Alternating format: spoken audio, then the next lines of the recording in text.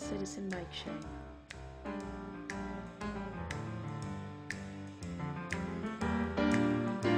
News,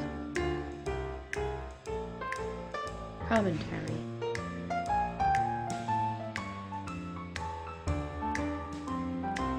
interviews.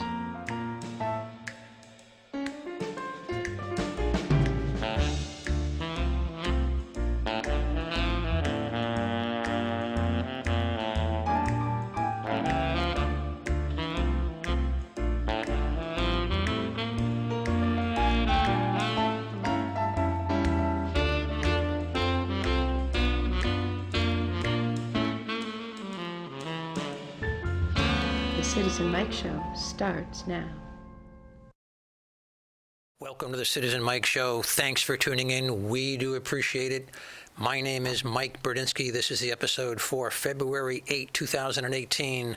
On my right, the one and only incredible editor of the Record Journal, Ralph Tomaselli. Ralph, a special guest in the studio. On your right, yes. A return guest, Joe Marrone, Republican Town Councilor. Good evening, gentlemen. Thanks for coming on the show, Joe. We're kind of taking a sample of, or I am anyway, of the Republicans that I know to see how they feel about Donald Trump. What approval rating would you give President Trump? Well, let me preface my comments by saying I wish he would put down his phone. Yeah. Because the tweets and stuff are a little bit to the extreme. But I think on his part, I think in some ways it's a tactic. So on sort of the conservative issues, I think he's done a good job on such things as North Korea. I think we've made progress where several prior presidents haven't. I thought his Supreme Court nominee was excellent. I like with the tax bill. So, I mean, all in all, I think he could have done more, certainly, in a year. But I'm not disappointed. So 85%? I mean, what's your rating on a scale of 1 to 100? How giddy are you over him? I would say 65%. Lower than, okay. That's sort of a mixed bag. Ralph, I'm not going to ask you. Oh, I could. I could. I could do that. Single digits? Because I'm a member of the media, so you just assume? Or no, That's a good segue. That's a good segue. We've actually talked about it before. Go ahead. So let me ask you, Ralph, and then I'm going to ask Joe to weigh in. No. I'm going to ask you. So Donald Trump has made popular this phrase, fake news. Right. That's you. Right. That's you. Yeah. Every time I look at you, fake news. No. And based on my reading, he has been the most disingenuous president within living memory and generates more fake news than anyone you could think of. But conservative Republicans don't often see it that way. Joe, what do you make of the fake news mantra, slogan? So, it's funny because I said before that I think there's a tactic, and I think there is a tactic, and I think that he calls names, he labels things, and he gets attention off of the thing that he really wants to do by causing a hullabaloo over nonsense. So he says something stupid, the media jumps on it, and this becomes the story of the day, right? While quietly he's working on his tax bill or doing something else. So it's nonsense. I mean, all the fake news stuff is nonsense. But I think what the serious commentators are saying is he's running down the media, making people distrust the media for his own political purposes, but it's hurting democracy. Your view of that? So that's interesting. See, I think that people distrust, I think there's a natural distrust of the media, especially with the 24-hour news cycle, because you're so bombarded with news, and a lot of it then gets taken back, right? Because we're in such a hurry to report things, so things get reported, then they get taken back, and so I don't think he's making people distrust the media. I think he's just tapping into something that was in people already. This fake news thing, you and I should talk about that on another show, because I'm pretty upset about how things are going. That's okay though. Well, except that I think we're gonna get to this. We got a little more on Trump that you were gonna do, or not? Well, I got one more thing. I want to talk about the parade tonight. Well, I think it ties into this because I think that what he's trying to do is make folks like you and me and the Democrats down in Washington angry, and he's trying to force us to take a position in favor of the media, in favor of immigrants, in favor. It's a tactic to divide. Well, not only that, but it's getting the emphasis on the politics. It's on cultural issues and identity politics, which I think doesn't help the Democrats. So while I've expressed that I don't, I'm not certainly a supporter of the president or a fan of the president. At times, I feel like he's played his opposition like a violin. What's the saying? Yeah. Okay. So go ahead. That discussion to be continued, but I want to pivot over to this new military parade that we've heard about yesterday and today. From the Washington Post, the headline, I want to get lay some facts on the table and then get Joe's reaction. The headline from the Washington Post was that Trump's marching orders to the Pentagon plan a grand military parade. The article's too long to read, but I've highlighted some bits and pieces to give you a flavor of it. President Trump's vision of soldiers marching and tanks rolling down the boulevards of Washington is moving closer to reality in the Pentagon and White House, where officials say they have begun to plan a grand military parade later this year, showcasing the might of America's armed forces. Skipping a little bit. The inspiration for Trump's push is last year's Bastille Day celebration in Paris, where the president attended as a guest of the French President Emmanuel Macron. Aboard Air Force One en route home from Paris in July, aides say Trump told them he was dazzled by the French display and that he wanted one at home. A date hasn't been selected. They're thinking of maybe July 4 or Veterans Day or something like that. But apparently, the way Trump envisions it, it'd be a lot of military hardware and soldiers, marching down Pennsylvania Avenue. There have been issues raised on the cost and whether tear up asphalt on Pennsylvania Avenue, and the fact that an American tradition, at least modern tradition, is not to show off these these weapons. I was going to say war toys, and I thought better of it because it's not really, but it smacks of North Korea, China, Russia, Cuba, those kinds of military parades. Joe, I assume you're 65% in favor of the military parade. Well, so I have concerns about the cost, obviously, and the logistics of a huge military parade. But no one goes to France, went to Macron and said, maybe you shouldn't do the military parade, right? So this is something that, maybe some of our Western neighbors do. France is obviously a lot more left-leaning than America. This is the first time I've heard a conservative Republican admire France. I'm not sure that's where he's going. Joe, pick it up from there. I'm sorry about that. But I don't know that I think the parade's a good idea, but it's certainly something that's commonplace, right? And so why does France do it, I guess, would be the question. So they do it perhaps because, they're kind of a declining power and maybe they feel the need to prop up their, it's very nationalistic, right? And so Trump is certainly a nationalistic type of guy. And so I think if that's the sentiment, I understand where he's going with it. I don't know if I would want to spend the money on it, but I understand where he's going. Let's hire Joe Marrone as President Trump's communication director. Can we do that? Is there a way we can? So you're in favor of the parade or not? I would say probably not. Okay. I think it's kind of a waste of time. Mike, I watched this play out yesterday. Yeah, okay. This is a perfect example of what I just mentioned because it made people get on CNN last night and talk about how they didn't want the parade, and it came across as very un-American, unmilitary, and unpatriotic, no matter how hard they tried to thread the needle on it. Go ahead. Well, I just think that the Democrats have to stop responding to this stuff in this way. A better response might be something along the lines of saying that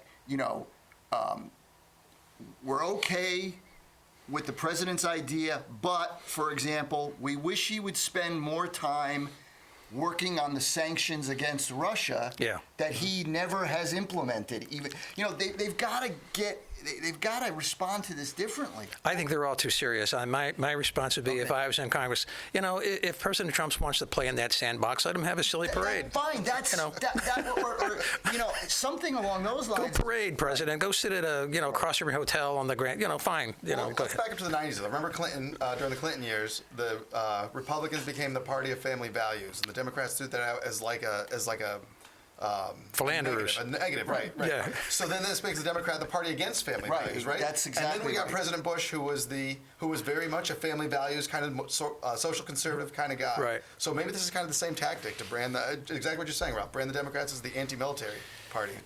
Let's go local now. Yeah, let's go local. I'm sorry. Let's go local. We got some stuff locally. So, Joe, we want your insight in this next topic. A couple weeks ago, the town council met to discuss rules and procedures, because every time there's a new council, they have to readopt, because there's new councilors on there, readopt their rules and procedures. A controversial issue came up, and it had to do with whether or not there should be prayers said to open town council meetings. Joe was quoted there. The issue was raised by freshman town councilor Gina Morgenstein. I'm going to read her quote from the paper. The headline: Wallingford councilors vote 5-2 to keep prayer to open meetings. I'm just going to read a little piece here. This is Gina Morgenstein. I've been coming to council meetings now for several years, and I've never stood for the prayer, said Morgenstein, who doesn't participate in organized religion. I don't believe that a public meeting of government action is a place for a prayer. As far as I know, there is no other board, commission, committee in town that has a prayer at all. Joe Marrone was also quoted. Let me just read that, and then we'll go to Joe for a reaction. Marrone said he voted to keep the prayer because the goal is to get to a tolerant society, and the way we get to tolerance is accepting that other people have different beliefs that are worthy of respect, close quotes, but the article is much longer. Joe, fill in some of the details about this discussion.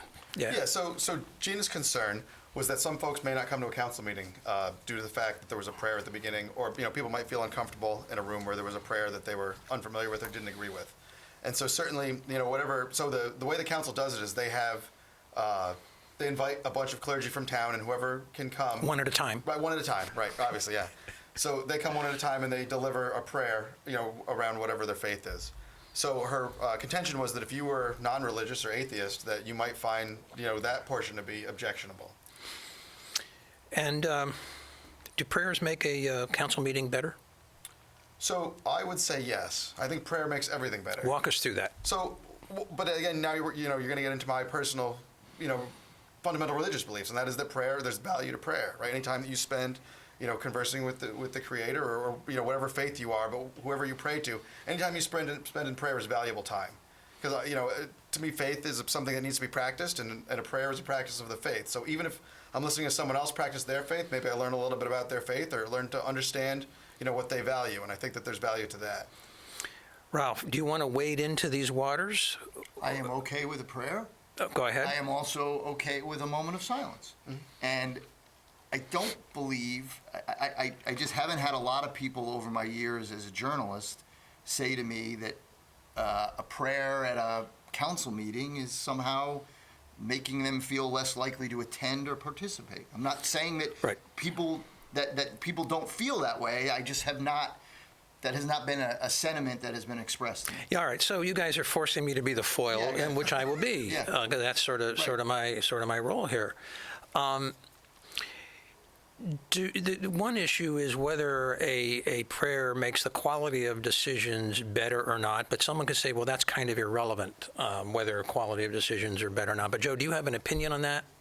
Does a prayer make the decision-making process more deliberative, more worthy, or is it a ceremony detached from the quality of the deliberations? So I guess what's the function of the Pledge of Allegiance? To me, it's more along the lines of the Pledge of Allegiance. I don't think that it makes your deliberations any better per se. Okay. Because certainly you can have non-religious council members that see no value to it, and maybe see no value to the moment of silence either. So I don't think it necessarily makes your deliberations better. I think perhaps it puts you in the right mindset before a public meeting that this is the business you're down to. So foil point 2. Okay. Someone a lot smarter than me a long time ago said, I don't know who said it, politics is better without religion, and religion is better without politics, because some people can use politics as a political tool, and I would just remember Roy Moore in Alabama, who got away with all kinds of shenanigans, chasing young girls, committing crimes back in the day, but because he was so outward religious, he got away with it. Politicians from beginning of time, probably from shamans in primitive time, have used religion as a political tool, and to what end, Joe? How would you respond to that? Well, I would say if you look at Reverend Martin Luther King was a reverend, and I think everything he did came from a position of his faith. And I don't think that many people would argue that, that was a waster of time. I mean, he was, a brilliant man and did some fantastic things for America. So all comes from a position of faith. I think you could certainly be non-religious and do equally as good things, but if your faith is part of who you are, then you should practice it in public. I think, America was founded on the principle of freedom of religion, not freedom from religion. So the idea that, if I'm a religious person, I can practice my faith and you can practice yours, and we can just, not have the same faith, and it is what it is. Ralph? Well, just a quick point. Sure. I certainly respect and in some ways admire Gina Morgenstein for bringing the point up, because it's not a very popular one, and I absolutely would not. It wouldn't change my opinion of her that she made this proposal, or if she prefers not to stand during the prayer, or anyone else chooses not to stand during the prayer. That's not going to affect how I view them. Well, the other, or another way of phrasing this is for a lot of people, and maybe you two guys too, a lot of people, prayer is a personal thing you seek in your own way, at your own time, and in your own words. And walking in to an organized prayer is something that is more foisted upon you rather than coming from within you. That is the minority view. Right. I am sure, but that's the other way of phrasing it. There's a time and place to pray, and it's maybe it's more meaningful if you do it on your own terms rather than have 7 counselors sort of decree that as a matter of government force, really. Joe, your final thoughts on that, and then we'll move on, I guess. I also respect Gina for bringing it up. I think it's a great discussion to have. Yeah. What's the role of prayer at council meetings? So I think it was a good discussion to have. I don't think anyone's ever not come to a council meeting because of the prayer. I don't think people are uncomfortable during the prayer. There's people that don't stand for the prayer, and that is certainly their right as an American to do. Okay. Let's clear up some legalities, because there may be some confusion about this. Having a prayer at a town council meeting, or whether or not one can do that without violating the Constitution, has been tested in the U.S. Supreme Court recently, and the U.S. Supreme Court upheld legislative prayer at council meetings, and this case came from a small town in upstate New York, where pretty much the exact same issue was tested.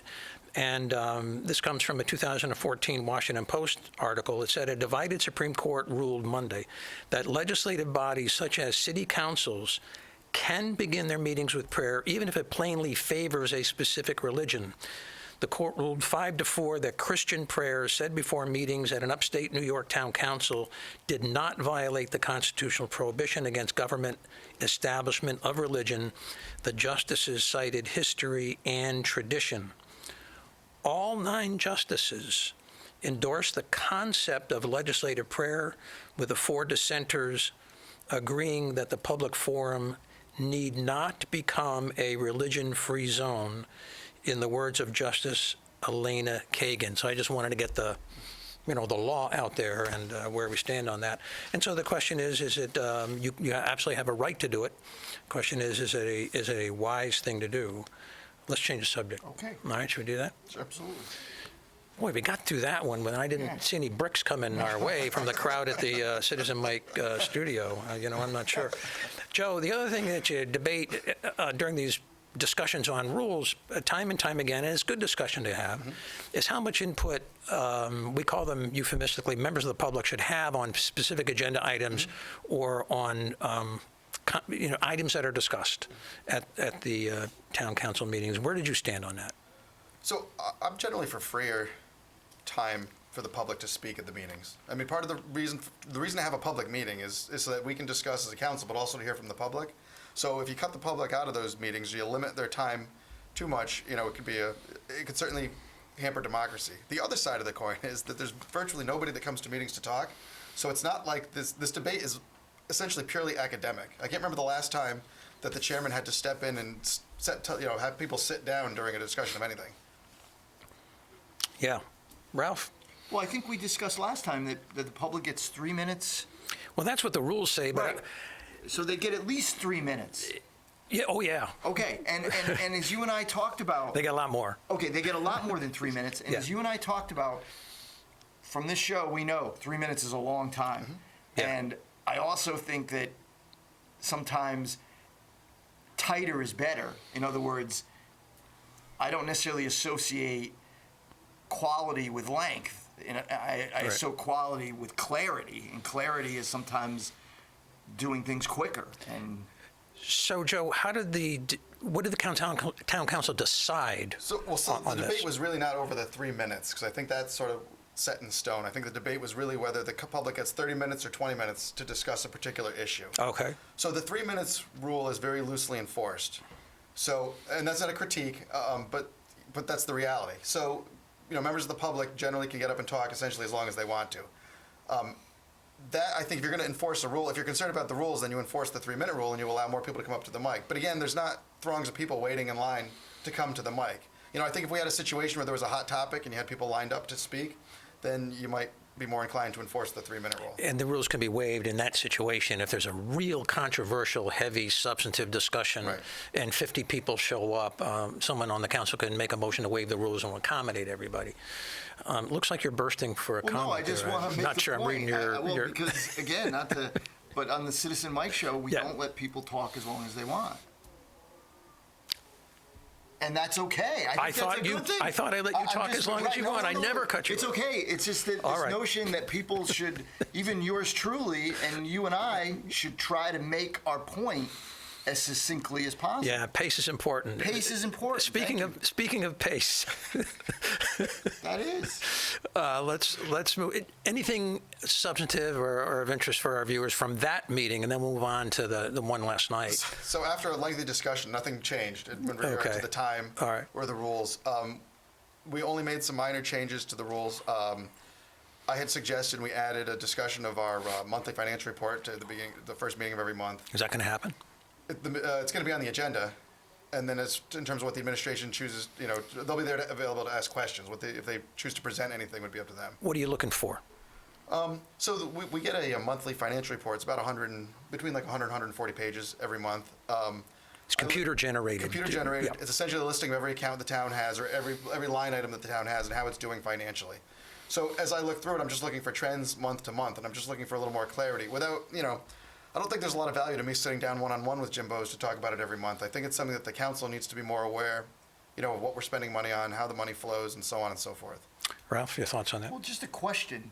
Why can't the town, to two guys who know more about it than I do, why can't the town generate a one-page each month that shows some reflection of revenue, expenditures overall, and then department by department, black, red, et cetera? Is that difficult? I'm not sure the software's set up that way. That one page is really 100 pages. And so Okay. you'd have to find a way of condensing it. You probably could. So, but to Ralph's point, Yeah. this has been a sort of a hot topic in my mind, because when I was in the Board of Education, you did get a one-pager with sort of the major line items. What do we spend on fuel? What do we spend on salaries? And how does that, month to month, so we have sort of a running tally. Yep. So the position of the administration is that the charter says they give us a financial report every month, and so what they've given us meets what's required in the charter. And so that's essentially what it comes down Well, to. we're not, I don't think Ralph and I are talking about legalities, and legal No, I understand. defenses. So We're I talking about asked- what's the best policy, Right, what's the right. most meaningful Well, I'm trying to think of approach. his time, because he's describing having to go through Yeah. reams. It's a mess. It's so detailed, it's not terribly useful. And in the private sector, you get a monthly update. An executive summary. Right, an exec. Yeah. Thank you. Yeah. Yeah. Well, let's see how this goes. Right. And This was maybe. Joe's idea. Excuse me. You proposed it. I proposed it. Well, I think that was a good idea. Let's move ahead to Yeah. the meeting last night, which was an ordinance committee meeting. The current chair of the ordinance committee is, Chris Shortell. and is there a vice chair? No, it's co-chairs between Chris Shortell and Vinnie Cervoni. Okay, we're going to take this up at sort of Yeah. the bottom of the show, Yes, how right, that, because it used to be Craig Fishbein. Well, I asked you but the same question. He's been fired. Right. I asked you, was my question when you and I were talking about it before the show. Who was the chairman? All right. So at the meeting last night, this was sort of an opener to a bunch of issues, but one of which had to do with a code of ethics, possible changes in the code of ethics, which is an ordinance. It's not a matter of charter. The charter has been passed, back in 2017. One of the points that came up was whether or not public officials should have to disclose either their financial interests, their financial complications, I guess. And Joe, you had a comment at the meeting. What was your comment in response to that? And just give us your thoughts. Well, actually, a member of the public suggested that. Yeah. And I thought it was a good idea. There's a lot of, people, I think it makes sense to have councilmen disclose what property they own, stocks and those types of things, so that you can discern a conflict of interest fairly easily. I mean, there's a lot of tentacles, with regard to people have a lot of family and things. And so there was discussion by the member of the public about disclosing your family's assets. I don't know that I think that might be a little bit overreaching, but I think it is a good idea to know, where people are before we go into things. I'd also like to talk more about the whole concept of people, who get we have a councilman who is who's a teacher and he votes on the teachers' contracts and stuff, and the ethics commission says it's ethical, so he's not doing anything unethical. But I mean, I think that's something, things that we could certainly talk about. Ralph, on this disclosure of financial interest, what's your thoughts? Well, I think it would be a good idea for counselors and in fact all members of public panels appointed or elected to disclose the property they own and any business that they have an ownership in.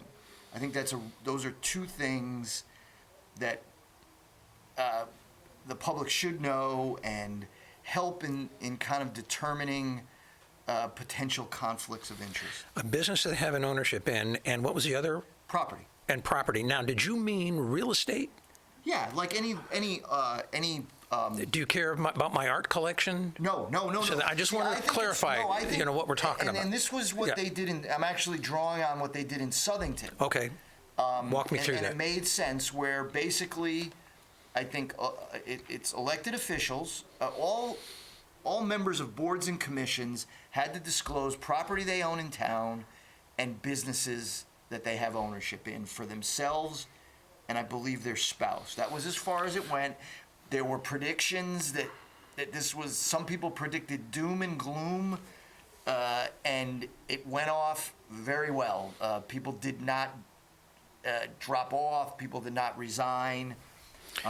Joe, is this what you had in mind? It's essentially what I had in mind.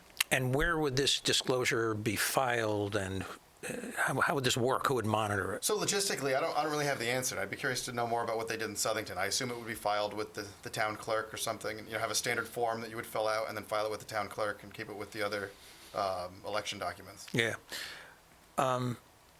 Why is that? How would that be used? I mean, I'm not sure how this would work. And let me give you an example. So if someone's on the council and in their IRA they have a small number of shares of Vanguard Growth Fund or something, publicly traded, basically, should that be in the list of assets? Or we're just talking about... It wasn't in Southington. Okay. I wasn't suggesting stock. Okay. I just wanted to flesh out these issues because some people may have envisioned that. Right. You know? And I'm not saying that... I'm not arguing... That was not the thrust of what Southington was doing. Joe, was that in your contemplation, stocks or bonds or your retirement plan holdings? And Yeah, I don't know if retirement plan holdings. I think if you were a major stockholder, certainly, I think that would be something that would be relevant. Okay. Maybe stock above a certain value or something along those lines. So currently, what the rule is if a matter comes up and there is a potential conflict of interest, the public official is supposed to disclose it. Why is this written disclosure filed every 2 years, once a year, whatever? Yeah, okay, yeah, let's say once a year for now. Why is that better? How does that improve things if they're already under an obligation to disclose a conflict? So the obligation to disclose a conflict, if you don't volunteer that you have a conflict, and we've had situations in the council where people, and not council members, but where other town employees haven't disclosed things until later on. So if if you have to disclose it, then the onus is on you at the time that issue comes up, right? So as opposed to waiting for it to come up and then disclosing it, why don't you just tell us in advance, where you're. But they would still have the burden of disclosing it at the time of the debate, because no one's going to remember what's going on Right. from a disclosure maybe 6-9 months before. But if the goal is openness and open government, then the listing, most of these things are public record anyway, right? Whatever real estate you own is all public record. So Yeah. most of these disclosures are just a matter of an aggregation of public records. Okay.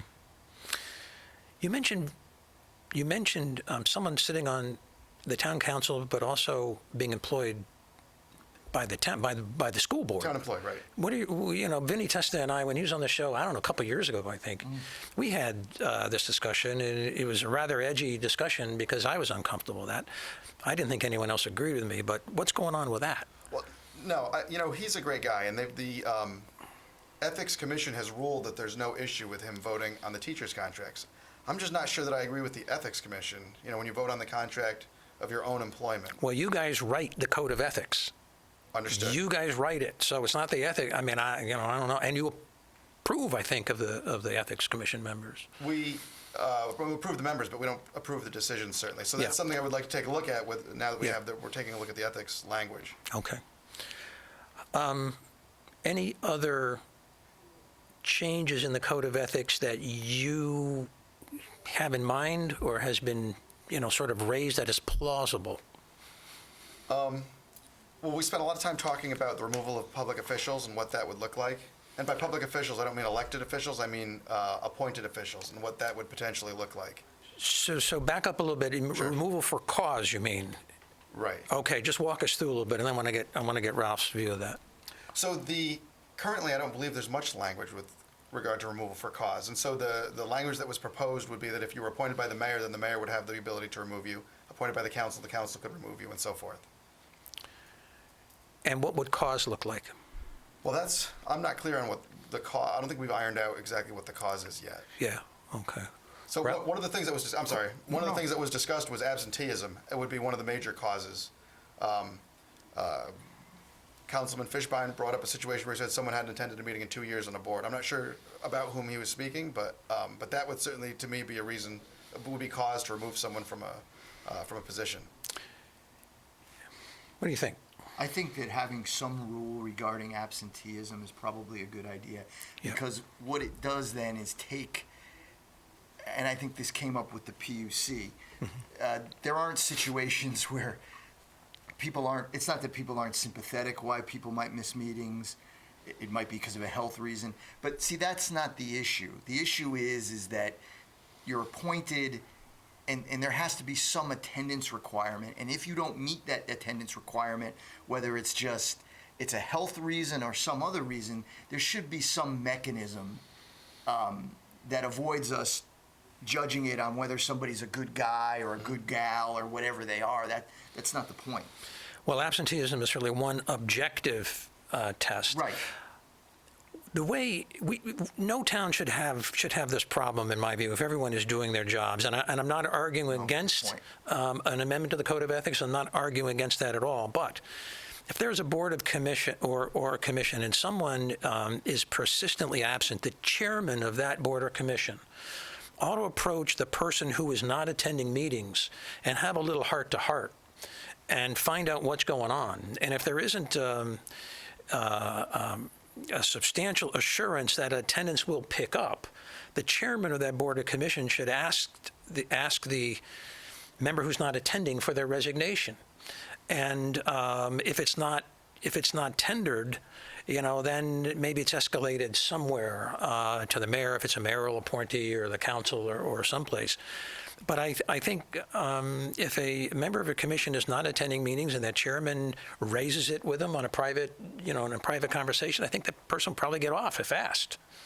Right, but that did not happen. It didn't. The mayor protected one this. of the most important, you could argue. The mayor protected this member of the right. PUC. So that's why I can't rely on that. I agree with because you. that gets into the good guy, good gal scenario, and that's why I think you need a rule. Well, let's be frank. Many times we create rules to avoid the uncomfortable adult conversations that people have to have. Right. The reason we have a 3-minute rule on the council is because nobody wants to tell a member of the public to sit down when they're speaking. So, I think sometimes there's a reality to the reason that you create some of these rules. Yeah, so an issue that I'm in the process of raising with the town council with respect to the code of ethics, but it's a work in progress of a work in progress of a draft, and it has to do with what happens in a circumstance where a member of the public believes that there's been an ethical violation. What is the clear vision of the town council as to how that should be handled? And it's good to maybe start with confusing language, or good to start with a press draft, but at some point you got to address your very clear vision as to how you want this matter to go, and then put it in writing in layman's language, you know. I've been dealing with this issue for probably 15 years, or maybe 20 years. I've given it some thought, but I think the way I would like to see it go, if there is a circumstance that a member of the public alleges a violation of the code of ethics, I would want the Ethics Commission to look into it, to investigate it. Not everyone shares that view. But I'm going to bat for that view. If someone, goes to the trouble of researching the facts to some degree, I mean, they're not private investigators and not police officers, they're not skilled at the Freedom of Information Act, but, something's up and they allege a violation of the Code of Ethics. They've gone to the trouble of reading the Code of Ethics and citing the provision in the code that's been violated. I think the Ethics Commission is there primarily to investigate these things. So there should be, in every case where a well-pled violation is presented in front of them, it's under oath and all the formalities, there should be a required investigation, and the Ethics Commission should take it seriously and not dismiss it before that investigation on the grounds that, well, we've looked it over and it's trivial. Just my view. But we'll see who agrees with that and who doesn't. Joe, your thoughts? We spent a lot of time talking about, I have some questions about probable cause. Yeah. Probable cause. No one knows what it is, do they? Well, I mean, I watch a lot of cop shows. I have an idea. But I don't know. Yeah, I couldn't, from person to person, I think we might come up with differing opinions. So I just think we need to clean up some of that type of language. Yeah, probable cause is a phrase used in the Code of Ethics. I mean, I remember in the case of the FISA court, what's come up recently, and with the FBI applying for FISA warrants, the issue of probable cause came up, and one of the commentators asked the expert, is probable cause a low bar or a high bar? Huh? Right. And if we got 9 laymen representing 9 councilmen in, and you put them in a private room, he says, is it a low bar, high bar, something in between? You probably get 9 different answers, which is unacceptable. The expert says, well, actually, probable cause is a fairly low bar to proceed. It's not enough to convict, but probable cause to proceed and look further is a fairly low bar. It just needs some credible evidence of a violation. That's probable cause, and you go ahead with your investigation. Who knows what the Ethics Commission thinks probable cause is? They may think it's a high bar, and cut the process off without even a hearing or an investigation. Okay. There's this apparently a feud that erupted in the newspapers. Yes. It's your paper. Yeah. Between Vince Cervoni and Craig Fishbein. What's going on with this? Well, I think these two gentlemen have had a little bit of animosity between the two of them for a while now. And so a lot of this centered around the chairmanship of the Ordinance Committee? Ordinance Committee, thank you. And so Craig was the outgoing chairman, and it's up to the chair has, they choose the chair people. The chair of the council chooses the chair people for each committee. It's at their discretion entirely. So he had put it out there and asked who was interested in jobs. Craig had indicated that he was interested in that chairmanship again. Chris Shortell had indicated that he wanted to be vice chair, and Vinny decided to make them co-chairs. So there's a history of co-chairs, although there wasn't co-chairs in the last 2 years. But that led to a series of emails between the two gentlemen with regard to, was this a performance issue or so on and so forth? Bad blood, I sense. Would appear so. And so the bottom line was what? So the bottom line was Vinny appointed them co-chairs. It's his decision. Craig said, if that's the case, then I take my ball and I go home. And so now Vinny and Chris Shortell are co-chairs. Oh, they're co-chairs. There's co-chairs. Oh, I see. Okay. So Chris ostensibly ran the meeting last time, but they are, on paper, they're co-chairs. So, Bruce, I'm going to hold up an article. This is, Monday's a slow news day, so I guess it belongs on the front page above the fold. But this is how the play that the Record Journal gave it. Thank you, Bruce. There you go. That's what it looks like. So they sparred in the press, and I was, reading the quotes by each person. Mm-hmm. And as Joe pointed out, it's absolutely within the discretion of the chairman of the town council. By custom, I guess, I'm not sure it's in the rules, Right. to appoint a chair. Mm-hmm. And here, Vinnie Cervoni said, well, we're doing this for Craig's benefit, I guess. He needs more time. At least that was sort of the gist of it. I don't think anyone believed that. This was a politically muscular tactic. It was just a strong-arm tactic to get rid of, to diminish Craig. Craig called him out. It all spilled out in the press, and I think that news cycle is over now. But Right. it was front page, February 5. Yeah, okay. Joe, I want to talk to you briefly about the audit. We got a few minutes left. We talked about this extensively in prior shows. The most recent comprehensive annual financial report showed that the town had a operating deficit of $1.4 million for the fiscal year ending June 30, 2017. But now you're sort of midway through the next fiscal year. If you had a magic wand, what would you want the financial results of the town to be fiscal year ending June 30, 2018? Surplus, deficit, something. So the $1.4 million deficit was awfully close to what the state reduction in state funds was to town. And so if the reduction this year is $800,000, I would assume, or I would expect, based on everything else I see in town, that we would end up somewhere minus $800,000 deficit for the year. Is that what you would want for a result? I'm asking you really what you want, what you would prefer. So what I would prefer is that we get as close to zero, maybe on the deficit side, as we possibly can. We have a large fund balance. I would like to see us potentially, I don't want to see it all go away at once, but I think you spend a little bit of that down while you analyze how you can better spend money in the future. Ralph? I think I've said before, and I personally am okay if the town comes in with a deficit again this year of about the same amount. I think Of 1.4, another 1.4? Yeah, I think I could live with that, and I think councilors probably could live with that too. So, Joe, you're going to be going into budget discussions the beginning of April, and as you plan for the fiscal year ending 2019, okay, what would you want the result to be there? Because your budgeting obviously impacts whether or not you have a deficit or a surplus. How would you want to play it? Well, it's a thorny question because I think that Why I ask I it. think that we spend. Yeah. It's funny because it seems like the town does the same thing every year. But as you talk to the town departments, every department has lost people over the past 2, 3, 4 years through attrition. So the town is doing more with less. So they're spending. Even though we're spending the same money, we're staying in the same place essentially, because people's wages are going up and everything's more expensive. We're losing people, which is really the most expensive part of the budget. So I think I would like to sort of hold in this pattern if at all possible. I don't want to raise taxes, but What's the pattern? I just want you to... So the pattern is slight deficits and just keep Okay. it going along, potentially reducing town spending. And I gather, Ralph, from your comments, you don't have a problem with that approach. Maybe in degree, but a deficit, small deficit is something be okay with you. I'm absolutely okay with that. Yeah, I am too. Well, as in the prior show, I think the idea is to try to, from my personal opinion, is to break even absolutely. You can't do that. It's just impossible on a $160 million, and next year will be $162 million budget. You just can't do it.